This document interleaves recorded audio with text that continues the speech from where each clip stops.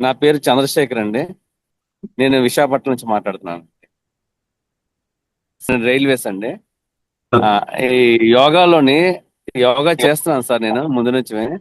కానీ చాలా తెలియనివి నాకు ఇందులో ఇప్పుడు తెలిసాయండి. మీరు నిన్న ఎగ్జాంపుల్ కి చిన్నపిల్లల కోసం చెప్పారు. వాళ్ళ మనస్తత్వం, వాళ్ళు నోట్లో వేలెందు పెట్టుకుంటారు, వాళ్ళు పడుకున్నప్పుడు వాళ్ళు వేసే ముద్రలు, అవి మీరు చెప్పడం నాకు చాలా ఆశ్చర్యంగా కనిపించిందండి. నిజమే మీరు చెప్పింది. అది మేము ఎప్పుడు అబ్జర్వ్ చేయలేదు, చూస్తున్నాం కానీ దాని గురించి ఇంత ఐడియా లేదు.